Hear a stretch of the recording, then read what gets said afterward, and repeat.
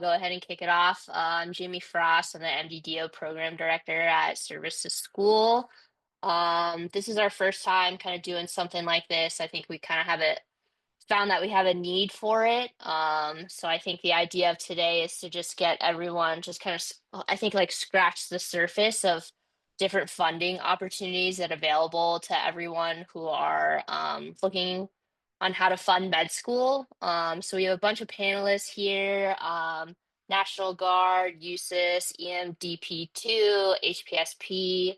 I think Jay should be joining us soon for GI Bill, and then a bunch of people for VR and E. This is like set up as a webinar, so I think you guys can go ahead and like ask questions and we can answer them as we can. But yeah, we'll just go ahead and get started. We're just gonna go around the room. All the panelists here are kind of funded under different methods. So we're gonna start with Lauren. She's under the EMDP2 program, so she can kind of speak about that a little bit and give you guys an idea. Yeah, so we'll start it off. Thanks, Lauren. Awesome. Thanks for having me. Yeah, my name's Lauren Everett. I'm a first year medical student over at Washington University, or WashU Med in St. Louis, Missouri. Once upon a time, I was an active duty Air Force medic. I completed my undergraduate degree while I was on active duty in emergency and disaster management. So in order to go to medical school, I needed to complete the traditional like prereq requirements, take the MCAT, etc. I was fortunate enough to do that through the enlisted to medical degree preparatory program. And so I was the class leader for cohort 9. We also call it EMDP2. We were there from 2022 until I matriculated at med school to 2024.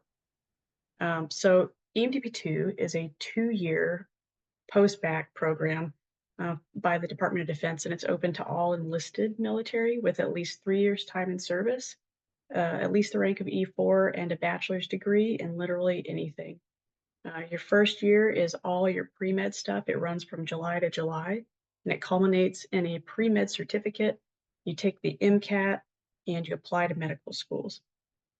Your second year, that's kind of your interview acceptance season, and that runs from August to May. You can get a graduate certificate, and then you have the option to also take a few extra classes and get a master's in biology as well if you choose to. I didn't choose to go that route, but many of my classmates did. Administratively, for EMDP2, you'll belong to the Uniformed Services University in Bethesda, Maryland, but you'll actually take classes in a cohort style through George Mason University at their Manassas campus. I think typically there's 25 to 26 students each year. The great benefit is that you stay on active duty, receive all your active duty pay and benefits, plus all your tuition, MCAT prep, testing fees, etc., are all covered while you're there. What EMDP2 is not, it is not a pipeline program to medical school. You still apply to medical school through AMCAS, ACOMAS, TMDAS, whatever your program is.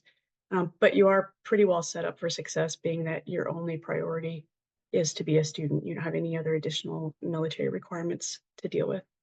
And it does come with a 3-year active duty service commitment. You must apply to USU, Uniformed Services University, but you can also apply to civilian med school programs. And if you attend a civilian med school program, you must attend it on HPSP, which is what I'm doing now. And the HPSP process for active duty Air Force, for whatever reason, looks different than every other branch. So that's fun. But once you get through the application process, it's the same as everyone else. And I believe someone else is going to talk about HPSP. So that's kind of where I'm at in this process. I throw my email down here if anybody wants to hit me up specifically, but especially if you are an active duty person and you're looking to stay on active duty or return to active duty, this is a great option.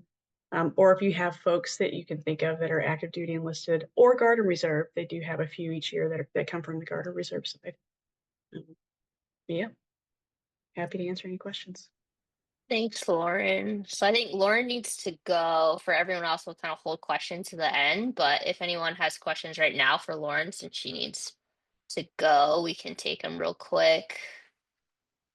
Not seeing any hands up. So, all right. Well, you have your email. Thanks, Lauren. Have fun studying. Awesome. Thanks for Yeah. joining.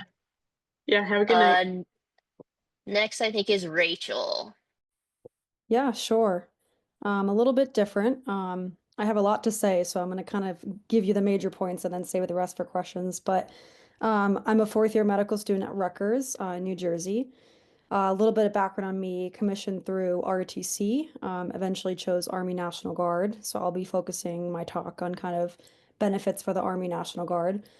So I don't currently know a lot about the Air National Guard, but I know a lot of the educational benefits, they tend to translate over. So I think I'm the only reservist on this panel, so I'm happy to entertain any reserve questions. Um, so each state has different benefits for funding graduate degrees. The best way to go about it is to look at the state you are applying to medical school or are currently in medical school and contact the state medical recruiter. I do have a quick PDF summary, and I can tell you there are eight states out there that offer you free tuition for any medical member of the Army National Guard. So that means you are a medical student, you have an acceptance to an MD or DO school, and you are in good status drilling with a unit, which is awesome because my tuition is free. That means I don't like I see the bill and then it goes away, right? It's not like a monthly payment like the GI Bill or a VRNE. So like I see the bill and then it goes away. Incredible, right? I almost didn't believe it. And then I did some research and found out it's actually a thing. Um, on top of that, on top of all the individual state benefits, you also have a federal benefit. This one's called the MDSSP. It's called the Medical and Dental Student Stipend Program. And it's about, so it's not tuition. It's not for your tuition bill. It's a monthly stipend payment program. And it's, I think, right, it always changes, but right now it's around $2,300 per month. It is taxed, and that does come with a additional service obligation. Whereas the individual state benefit, like for me, did not come with an additional service obligation. Every member of the National Guard, Air, Army is like eligible for the state benefits. The federal benefits are in addition and optional to take. I do not currently take any federal benefits because I'm fortunate enough is where my parents actually help me fund my living costs. So my tuition's funded through the National Guard tuition waiver at Rutgers, and I live frugally, and my parents help offset my living costs. So no loans for me. Um, I could say a lot about basically my day to day as a National Guard officer, but I think in summary, one of the pros, it's a very short time commitment compared to the other ways to fund medical school because your service commitment starts like when you start medical school. Typically, it's 8 years of active drilling status. So if you actually join as a first year and you do a 4 year residency, your service obligation is done by the time you finish residency, which is like not always the same as HPSP and going to the Uniformed Services University. It's actually, it starts after residency, which I'm sure many of you know that already. Um, you also can do the civilian match, so no need to work on the military match. There are pros and cons to both. Downsides, you are actively drilling in medical school. And I would say if you're coming off of active duty, I mean, you develop a whole boatload of skills on the active duty side that I think you'll be well equipped to handle kind of the workload during medical school. But it is another concern. It does take up your weekend times. Typically, it's 1 weekend a month and 2 weeks per year. Although I can say my unit is very, very understanding of me, and I, on average, probably drill less than once a month. And I've gotten out of a lot of our 2 week annual trainings, I'll say. But yeah, I think lots of flexibility, and it depends on the state. So it's highly state dependent. So I would just recommend you kind of look at the benefits in the state that you're applying to. Yeah, and I'm happy to entertain any questions now or later throughout the panel. Cool. I think we'll keep moving for now. We'll try and keep questions to the end. Next is Sheldon for USUS. Hi, good evening, everyone. I'm Sheldon Smith. I'm a 2.5 year medical student here at USUS. I have about 22 years in service already, which is not necessarily a requirement for getting to USUS. I'll drop a link in the chat real quick so that people can view some of the additional requirements. As some of the other folks have pointed out, from a military standpoint, there are some additional administrative requirements to be accepted into USUS. You'll do all of your normal applications through the regular application cycle in conjunction with AMCAS. And they're on average, let me pull up class of 2026.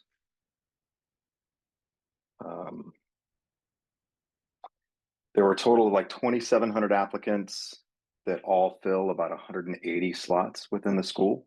So about a 10% acceptance rate. The MCAT average was a 511. This is for class of 2026 graduating class. They're a year ahead of me. Cumulative GPA was 3.7. You can look at a bunch of the stats that are on the rest of that page. But what I probably want to point your attention to that differs from some of the HPSP and maybe some of the other additional stuff are the additional commissioning requirements, one of which is a security background check and physical fitness requirements, being able to pass a physical, a medical physical assessment. And then once you're interviewed, they interview about 600 students a year and then select from there. It's the same rolling application cycle that you've probably read about for every other medical school.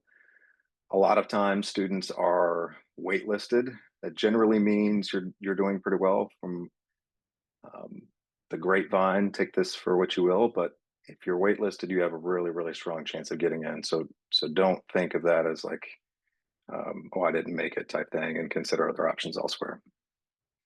For service obligation requirements, it's the most of all of the opportunities from HPSP. It's 7 years, and that doesn't start until you complete residency. So if you do a 3-year ED residency versus a 6-year Gen Surg residency, the clock doesn't start until you complete your residency. And they do that because they pay you as a second lieutenant from day one getting into school all the way through the end. And for reference, that is about $4,000 a month plus BAH for the local Bethesda area. You'll attend school here in Bethesda at the Naval Hospital, or just behind the Naval Hospital rather. And BH for without dependents, if you don't have children or a spouse who's not military, that's an additional $2,000 a month. And then if you do have a spouse or dependents, it'll be $2,400 a month. So roughly $600 to $6,500 a month is what you'll make every month as you serve throughout your commitment. The curriculum is an 18-month pre-clerkship curriculum where they handle all the didactics, and then you'll do your clerkship requirements throughout all of the local military training facilities, the MTFs. Another point of difference from the other opportunities to pay for medical school is that residency programs, while you can apply for and match at civilian schools, they will prioritize 95% of the class to a residency program within the military. There are some outliers out there that have some MOU, some memorandums of understanding to allow you to serve at a civilian hospital under the guise of still being at an MTF, but those are relatively rare. And I think that sums it up from my perspective. I'll leave my email in the chat as well if anyone wants to reach out for anything else on the side.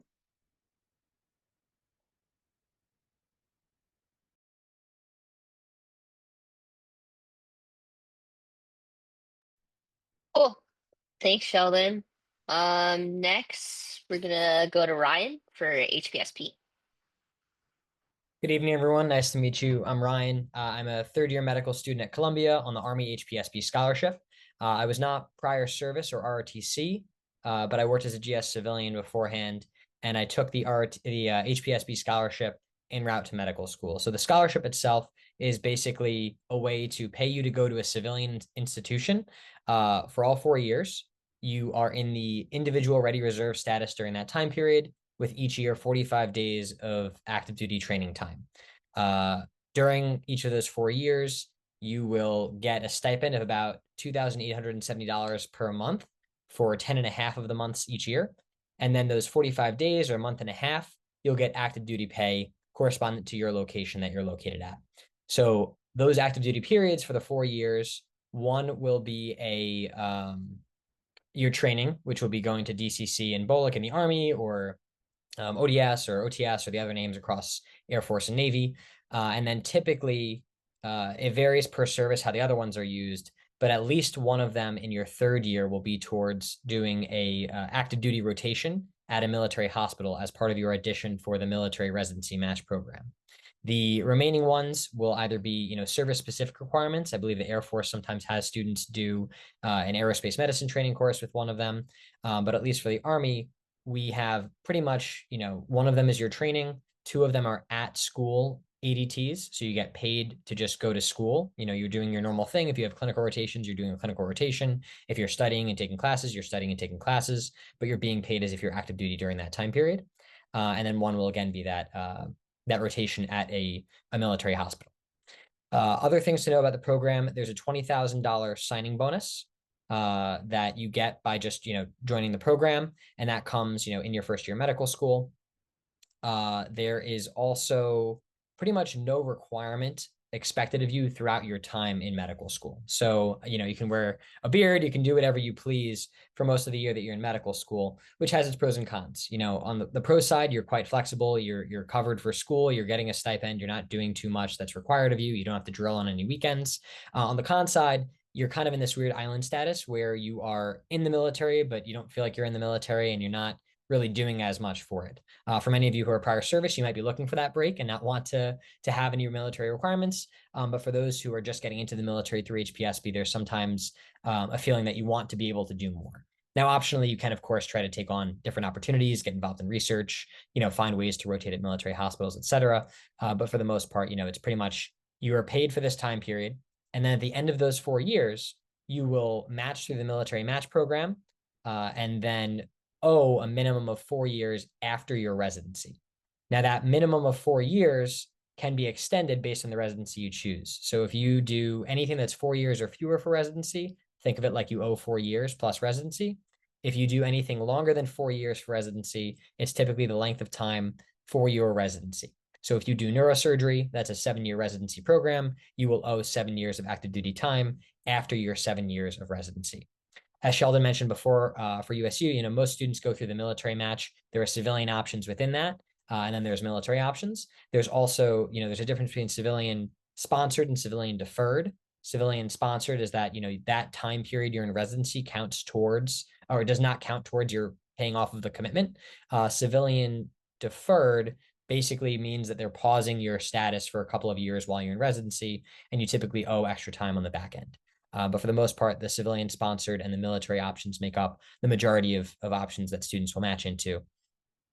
And I think that pretty much covers it. So just a quick recap, financially, it's $20,000 signing bonus, about a $2,870 stipend for 10 and a half months a year, active duty O1 pay for that 1.5 months that remain. And I will note that during that 1.5 months, if you're prior service, you will get a little bit of a pay benefit. It's not significant because it's just a month, month and a half for the year. ADTs every year, military match at the end, and you owe a commitment of at least 4 years or the length of your residency after your time in residency. And some that kind of comes out to about, I think, $40,000 a year is what your take home is. So, somewhere maybe a little bit of half or a little bit more than half of what the USU salary is during that time period. That's all I've got for you guys. Happy to answer any questions.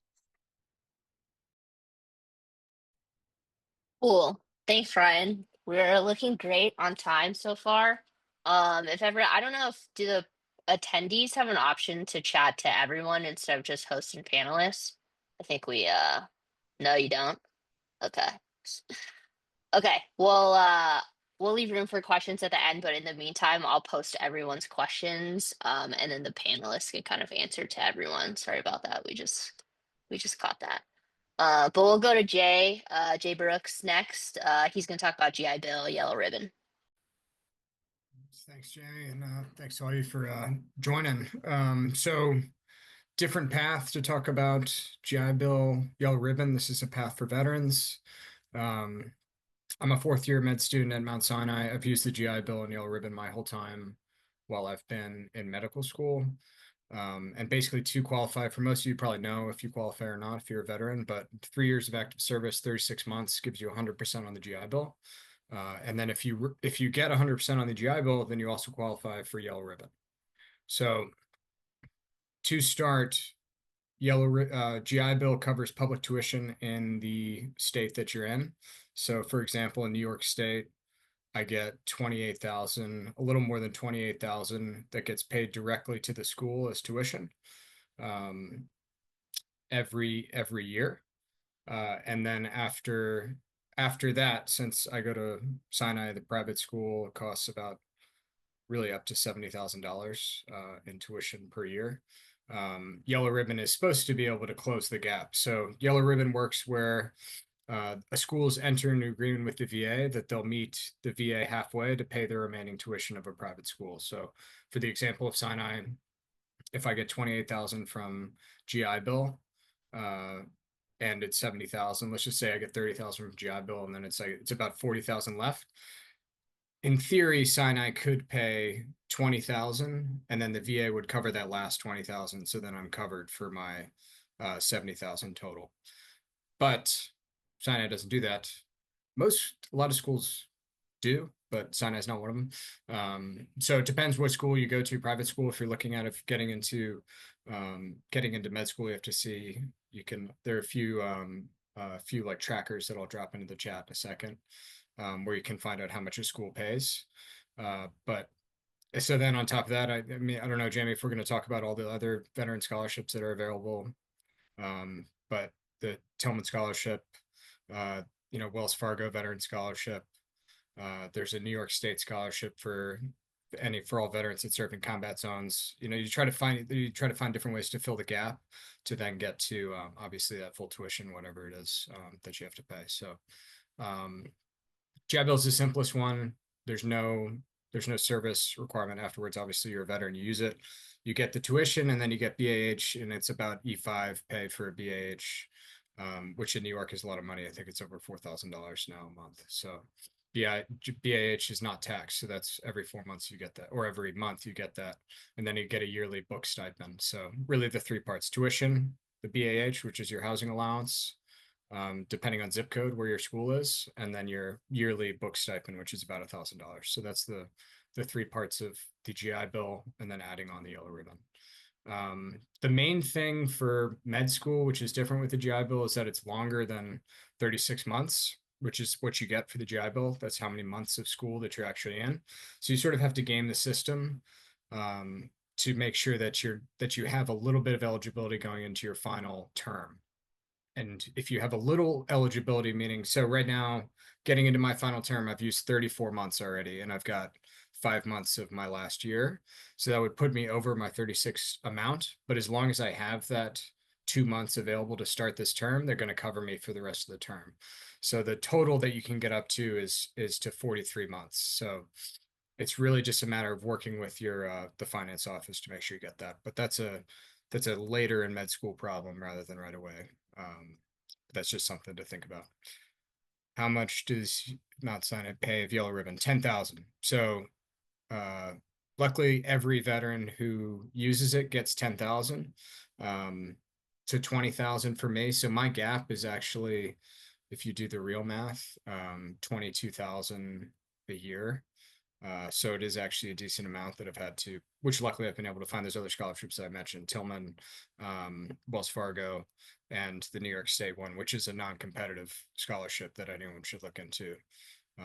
So that's just some other ones. I'm not sure if I missed any other questions in the chat, but I'll throw my email. Happy to discuss any more. Happy to help. It's definitely a little bit of it's a little bit of an annoying scenario of how to use it, but very simple, great benefit. Obviously, all veterans who served for 3 years and then got out honorable discharge can use it. So happy to answer. Thanks again, Jenny.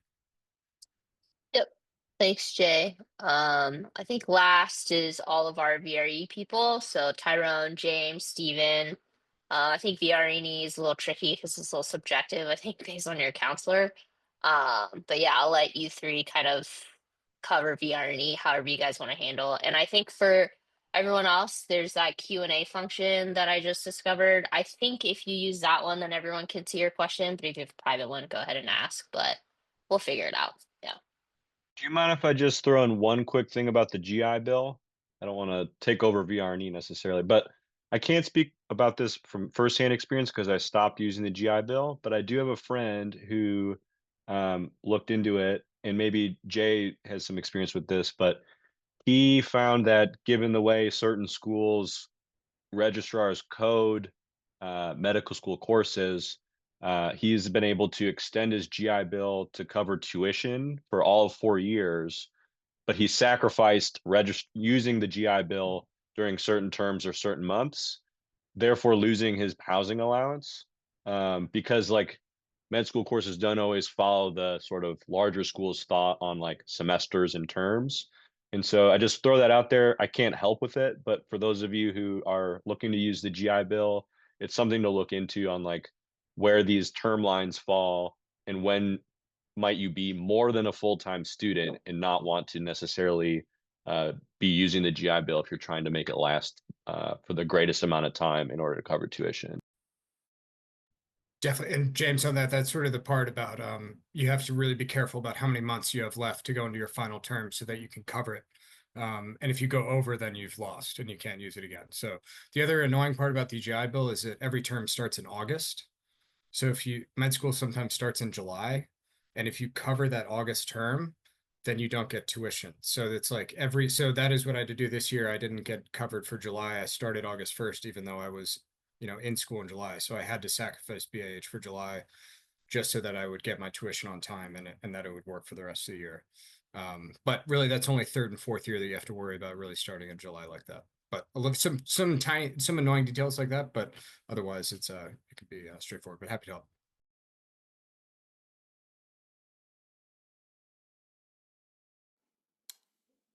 Not sure how you guys want to tag team this, VRNE guys. But I guess I can start. And I feel like going after the GI Bill is a good segue. In terms of my story, Army veteran, initially was planning on using the GI Bill, but because I came out of undergrad with an educational basic agreement, I went to West Point, and because of that, I had a 5-year ADSO coming out of there that I had to serve before my time for the GI Bill would start to accrue. So even though I had more than 36 months, it didn't count towards the GI Bill. So just for anyone else that is in that boat, the GI Bill won't count for you unless you do at least 8 years. So I was lucky enough to find the VRNE program. For anyone who doesn't know, the Veteran Readiness and Employment Program is an employment program, and it's for the purpose of finding veterans with service-connected disabilities suitable employment. And within VRNE, there's a ton of different tracks. The way it works for education is that they have a facet for vocational training. And if the employment that you think is suitable based off of your capabilities requires you to get additional education, you can apply for VRNE and they'll cover school. And so that's what I did. I think that's what the other guys did. Yeah, and I'll just stop so everyone can share their own story.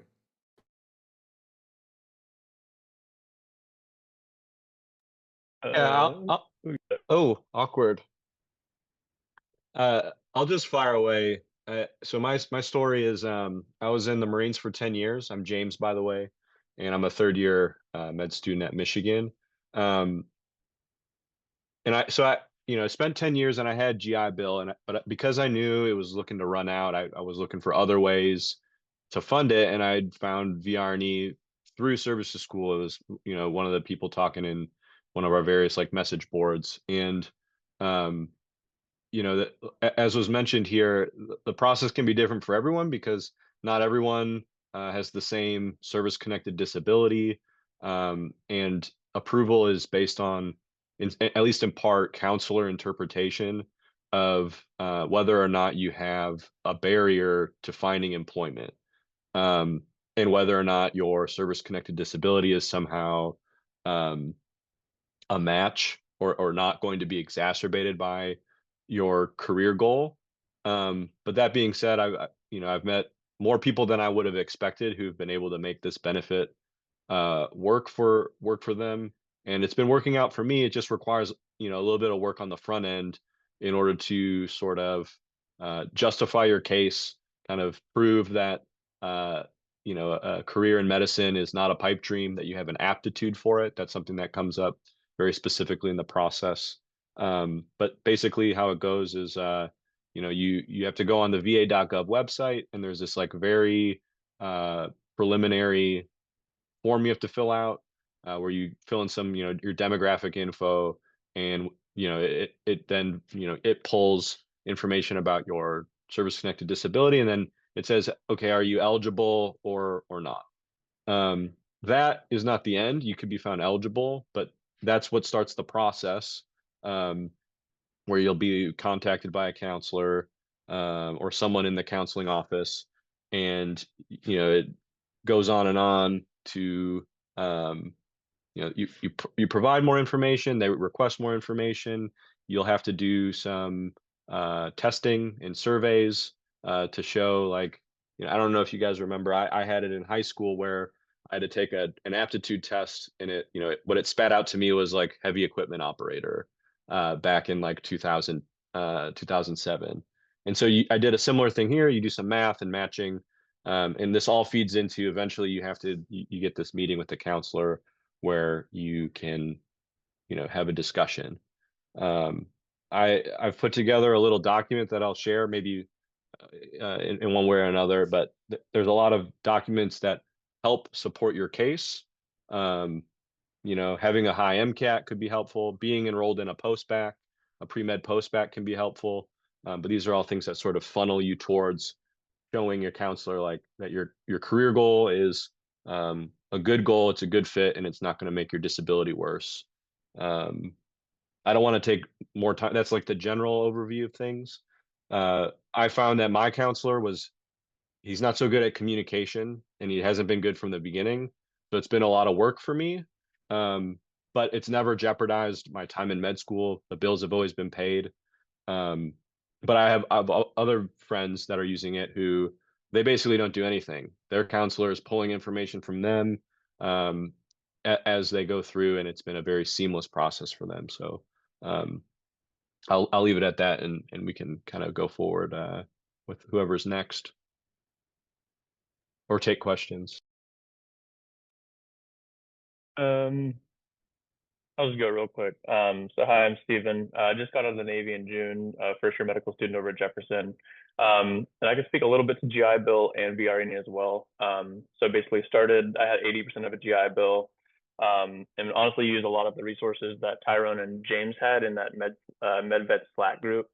And basically went through that whole process, so I won't belabor that. But I think one stipulation is that you need at least a 10% disability, with a severe employment handicap, or basically 20% disability. So that's basically like if you qualify or not, and then you go through those steps. And yeah, it's basically a whole process that's pretty subjective with a counselor. So if you have any questions about Navy or transitioning or Philly in general, just let me know too. My bad. I just realized I didn't introduce myself. Tyrone, third year medical student at Mount Sinai.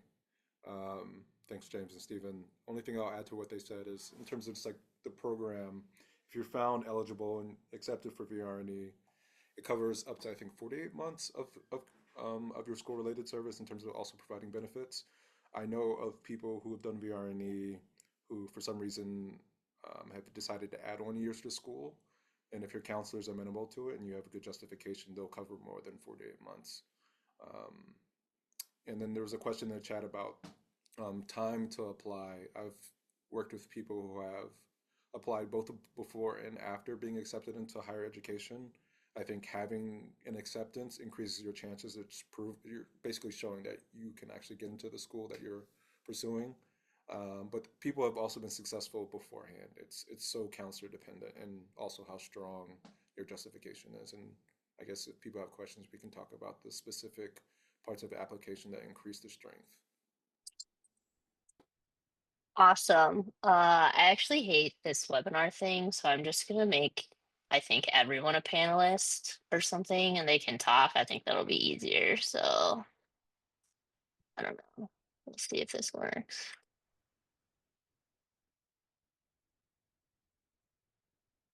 Maybe everyone's getting promoted. But yeah, just feel free to ask your questions while I promote everyone to panelist.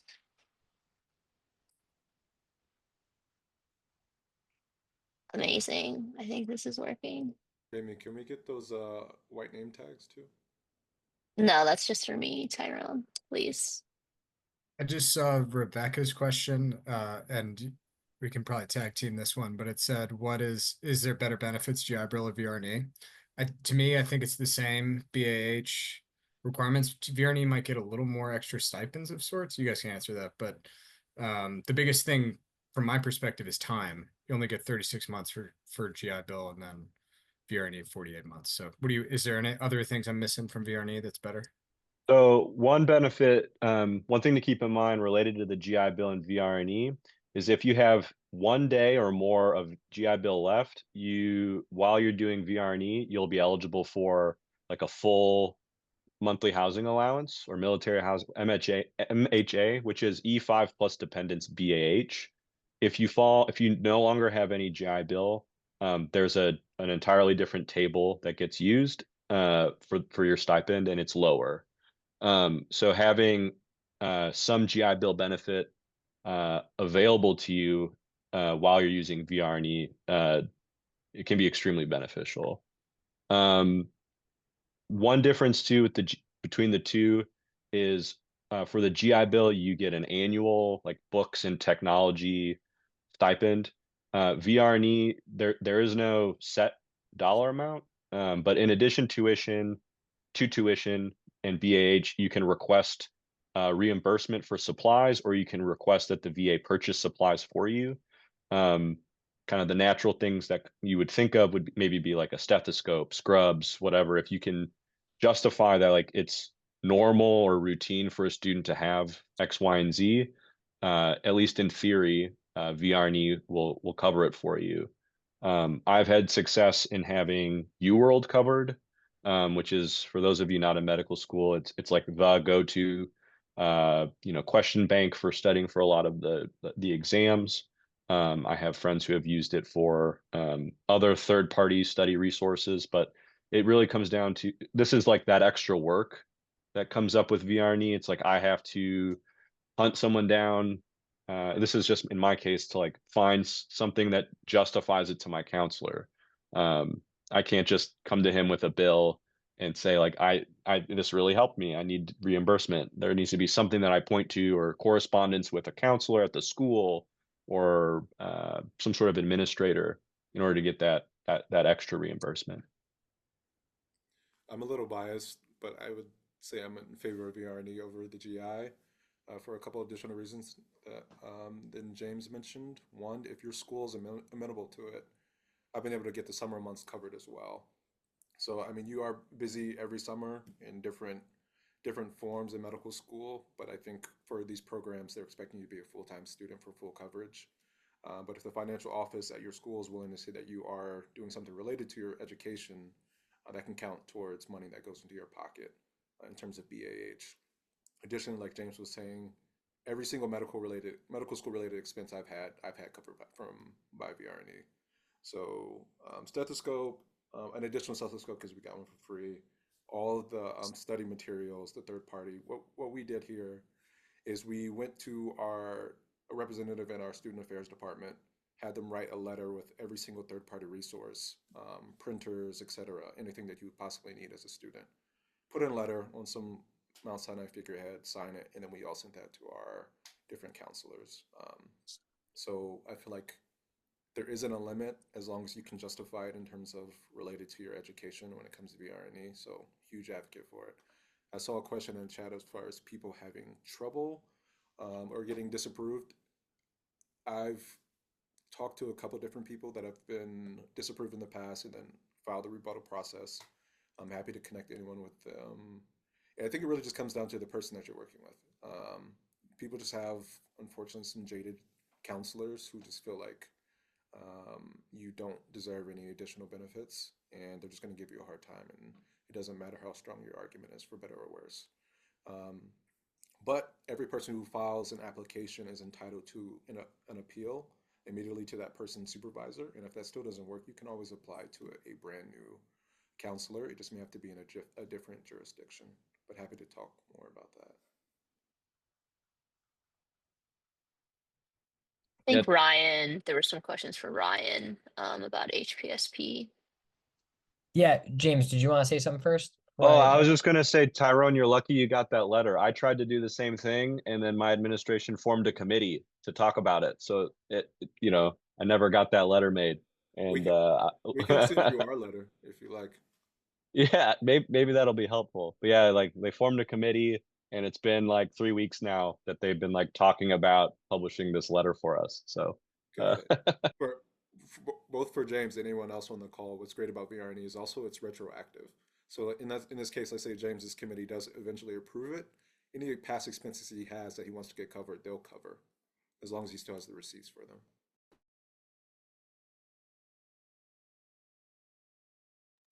I got one other thing to add on GI Bill versus HPS versus VRE. So I had 80% of a GI Bill and then got approved for VRE. And what VRE does is they'll pay at the 100% rate. So I was getting 80% BAH, and basically once I got approved, got 100% with the VRE. So another plug for that.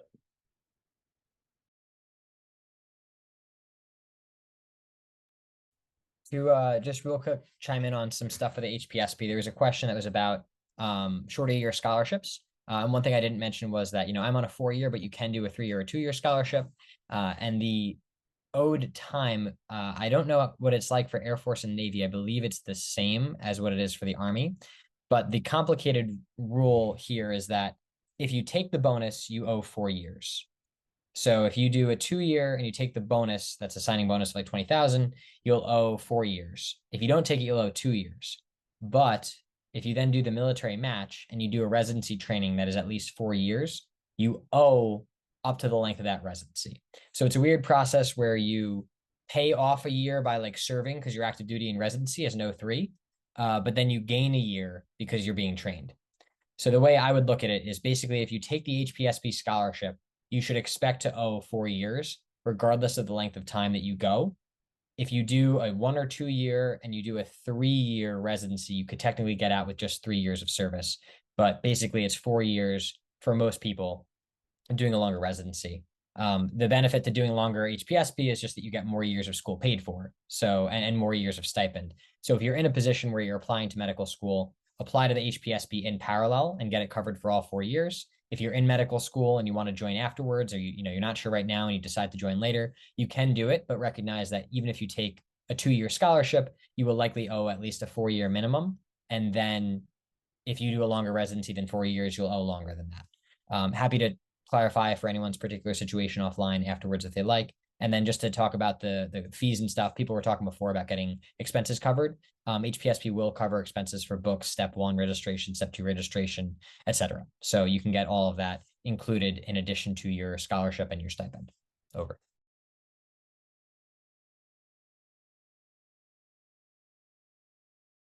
Thanks, guys. For the VRNE folks, there's a question for you in the chat.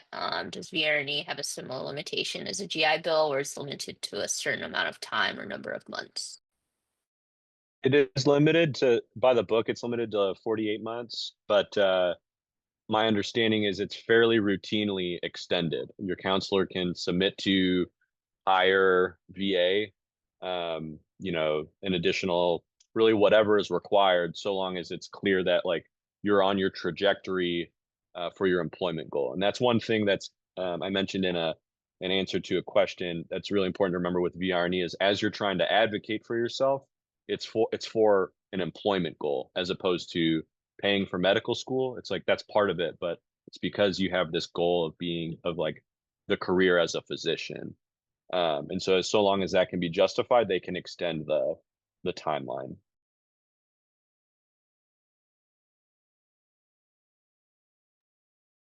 Rachel, I think there's a question for you in the chat. Can you speak on why you chose National Guard over the GI Bill? Yeah, sure. So just to briefly clarify, I wasn't eligible for the GI Bill because just the way my commissioning source was, I had the option of going active duty or Army National Guard. But in general, if someone were to be considering both those options, I guess you have to weigh where you are at in life. If you are willing to continue your service and you know you still have that itch, so to say, I would say the National Guard is probably a good option. It gets the most bang for your buck. GI Bill, again, I wasn't eligible for it. I guess you have to consider, like, again, how much you have, like the percentage that you have, and then if you want to go to a public or a private school. And if any other GI Bill folks want to chime in on this, it's more their realm than mine. But yeah, I mean, with the National Guard, you continue your service. Like you come off of active duty, and if you are enlisted, they appoint you as a second lieutenant. If you have additional prior service as an officer, you know, with extensive years, it's possible they make you a captain. I think the highest they would make you would be a major. And you would basically serve as a medical student officer and you'd be attached to your state medical command. But you would actively be drilling during medical school versus if you were to do the GI Bill, you would just be getting educational assistance to pursue your education.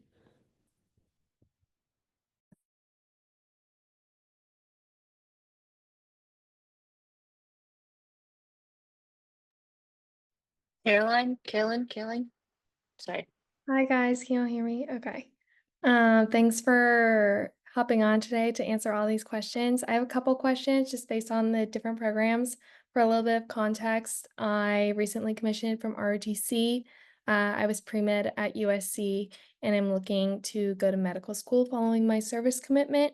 So I'm kind of exploring my different options for medical school and different funding options, of course. And so for the HSP program, I was just curious what % of people do the civilian residency versus the military residency option. If anyone can speak to that. Yeah, so for the military match, which would be where HPSP and USU students primarily enter through, I think Sheldon threw out like a 95% number. I don't know the exact number, but like speaking for emergency medicine specifically, for example, there's about 40 slots for people that want to go into emergency medicine. 10 of those are at civilian hospitals that are civilian sponsored. So you are at Medical College of Georgia, Jackson Memorial, or UTSA. There's 8 at Medical College of Georgia, 1 at each of the other 2. And those are like you were, you know, like everyone else in the program, you're in 03, you're commissioned, you're on active duty, but you're just working at a civilian hospital instead of on a base. The other 30 of those slots, or about, I think, 30 or so, are at military treatment facilities. And then there's a small portion beyond that. I think it depends, it varies year to year on the allocation allowed, but they will offer up, somewhere between 0 and 5 that are slots where you can get a civilian deferral. So they'll tell you in December at the military match, which is earlier than the civilian match in March, they'll say, hey, like you got a civilian deferral. You can continue with the regular civilian match and do a regular civilian program, but you're going to owe time on the back end. So that's the weird caveat there. Overall, I would say it's probably, over 90% of people or over 80% of people are going into military residencies, and it just varies based on the specialty. The civilian options are really just ones that are partnered with the military, and then the occasional exceptions of that civilian deferred where you get allowed to go into the civilian match. Sheldon, I don't know if you want to add anything else there. No, I think you pretty much summed it up. It's quite similar. The military is going to prioritize, if you go through USU at least, they're going to prioritize you going to an MTF. For context, the class of 2025 just matched in USU. They matched earlier than civilian match, and 100% of the class matched outright. But it's worth mentioning that roughly 90% of the class matched their number 1 choice. So that means that at least the other 10% got their second choice. Got it. Thanks, guys. And then I had a question for you, Rachel. I'm in a similar situation in terms of ROTC, so ineligible for the GI Bill, and same with you, Tyrone. And so, but more speaking to the Guard, I was like exploring like so many different options, but I know that you can Palace Chase to the Air National Guard from active duty Air Force. And I know I missed what you said, whether or not the Army National Guard and Air National Guard kind of tuition assistant benefits per state that you were talking about are the same or if they were different. Yeah, sure. So sorry, I forget if you said this. Are you an MS4 right now, or did you commission already? I commissioned already. I am a medical service corps officer. Got it. Okay, excellent. I mean, that experience will help you for in whatever you want to do. So are you done with your ADSO? Like you finished your time and you are looking to. No, I just started my time, so I still have 3, 4 years left on my service commitment. So I'm kind of Okay. mapping out what are my next 3 years going to I look like see. Okay, thank you for medical catching me up school. on that. Okay, so a few options. Coming from ROTC, you have like that ADSO, and then if you do HPSP, you're adding on another 4-year ADSO. So Right. if you don't finish your 4 years of service as a medical service officer, that's fine, but know Hmm. that it's going to add on more years. So Right. let's say you apply to medical school, and you get in, right? And then you end up doing only 2 years out of your 4-year ADSO.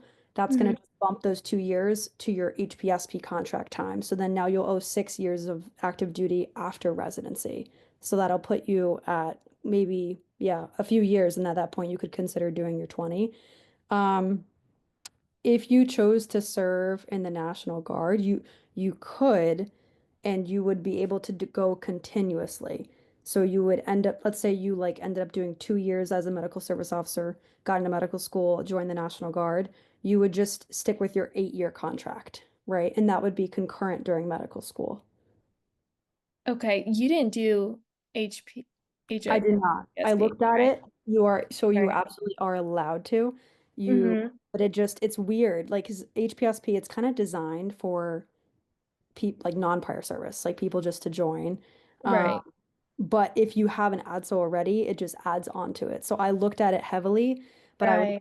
I owe like 4 years active duty from Mm-hmm. RTP or 8 years reserve. And then if I do HPSP, that's going to add on 4 years of active duty after I do medical school, after I do residency. So for me personally, and when I was 22, when I got into medical school and I decided to do the guard, I did it because I didn't know where I wanted my life to be when I was 40, in medicine Yeah, that's and my abroad. same situation. Mm-hmm. Right, right. So, and like, I'm happy to speak more about it offline, but it was kind of a personal choice, Mm-hmm. and I wasn't ready to make that leap of faith at 22. Yeah, me too. Yeah, yeah, but Like, you are a little bit different because you're already a medical service officer and serving. So like, and then to answer your question about the Air Guard and Army Guard, mhm. in general, they are this like mostly the same. So do you know what the MDSSP is? No. Okay, so that's an additional federal benefit. Right, I That's wrote that on, down. yep, that's only on the Army side, not on the Air Okay. Guard side. Okay. However, you can drill as a medical student and use state tuition assistance with either. And I don't know if you're from the Northeast, but you That's said where you were I would like to go to medical school in the Northeast. That's yeah. kind of cool. Okay. Yeah, so look at Rutgers, look at Penn State, and look at I'm not familiar with Pennsylvania schools. Look at Rowan, DO School in New Jersey. These are all state schools that do take state tuition assistance. So like any state school, any state medical school in Pennsylvania or New Jersey, is free. Tuition waiver is free. So I guess it looks a little bit different for your service and also like the finances, but I think there's many nuances to it. So I'm happy to chat with you online about it. Okay, thank you Yeah. for going in depth there. I really appreciate it.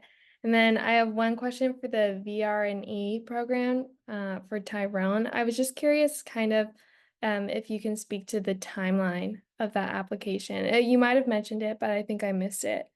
Of, that process and kind of when you start it based on your application cycle or kind of when you were applying. Like, how did those things line up? Absolutely. I would say for myself, I applied maybe 2 months before starting medical school.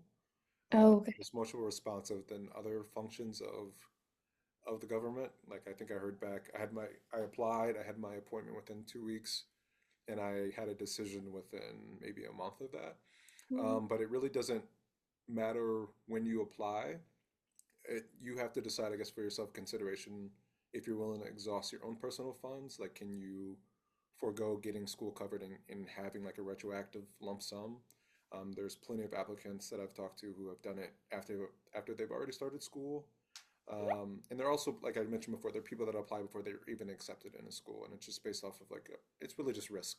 Like, do you want to submit an application that may not be as strong if you haven't been accepted in school if you haven't already started school? And that brings up a really good point that I forgot to mention earlier. I found that VRNE is also very regional. So initially, when I applied at my home of record after I left the military, which is in Virginia, and was accepted. But when it came time to associate with Mount Sinai, where I had already been accepted, it wasn't in their system, wasn't one of their approved schools. So I had to reapply in the New York office and resubmit my application, which was fine. Like, I knew that there was a good chance I'd be accepted again, but it just delayed me getting one school covered and two getting BAH. So that's something to consider when you are Okay, applying. that's good to know. Thank you. And then Rachel, I May, have one. may I add to that real quick for you? My understanding is actually the regional office thing just recently changed. I was speaking to a first year student who said he applied in Arizona and just gave everyone, like, as he submitted his application, he said that he was worried about that, but his counselor has followed him now in Michigan. And so his was approved. And so I don't know if maybe something became more flexible within how VRNE is approved, but I wouldn't necessarily like hold off on applying just for that. I would let them like contact you to delay your application whenever it is down the road, because it might not be an obstacle anymore. And then I also wanted to throw in there that I've advised a couple folks through Service to School who have submitted for VRNE to cover even post-bac stuff, if that is in your future, pre-med post-bac. That's before they even were accepted to med school or taken the MCAT, and they were also approved. And so that's again calculated risk, like Tyrone was saying, but it's just more information for you to make decisions down the road. Great, thank you. I appreciate that. And Rachel, just to clarify, for the Air National Guard benefits, that's determined based on the state you are attending school. It's not, your residence, correct? Correct. Thank you. Mhm. Okay, that's all, guys. Thank you so much. All right, we are running up on the top of the hour. Does anyone have any last minute questions? I think parting words, I would just say there's obviously a ton of resources at Services School. Everyone here is kind of involved in Services School. So if you guys have questions, go ahead and send us an email. We'll try and connect you with whoever you want. I think VRNE is probably the one that's the most subjective, and I think everyone has different experiences, but we're happy to kind of prep you for your call. I got approved with a previous degree, no previous work experience, but that's like a different hurdle that I had to go through. So yeah, we have tons of people here, tons of different funding options. Hopefully you guys found this helpful. But yeah, definitely shoot us an email, service to school. Um, yeah, I'll leave it open for like 2, 3 more minutes if anyone has questions. Otherwise, I think if you guys want emails, shoot service to school an email. We'll get you connected with the people that we think can help. So I'll stay on for a couple more minutes. Big thanks to the panelists. Everyone is in med school, so I know they're super busy. But I really appreciate it. I think everyone else really appreciates it. But yeah, I'll stay on for a couple minutes. Otherwise, everyone have a great night. Cheers, everyone. Take care.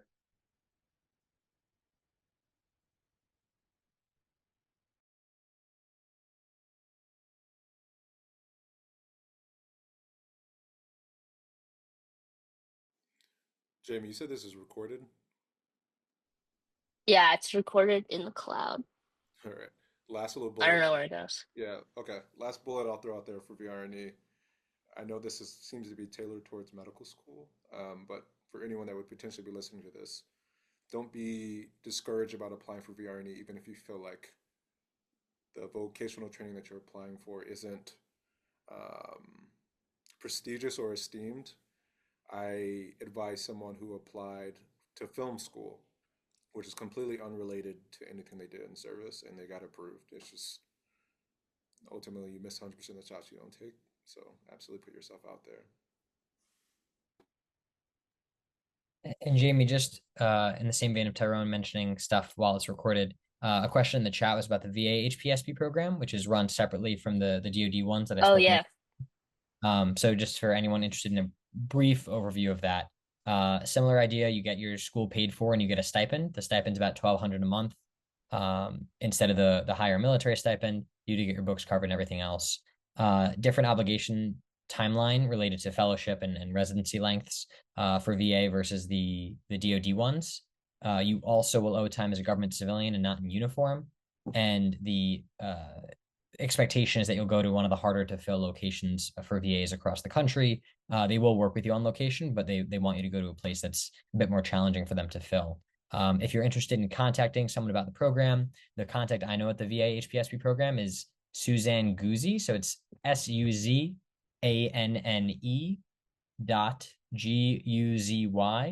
at va.gov. That's all. All right. Thanks, guys. I think we'll call it a night. It was great hanging out with everyone.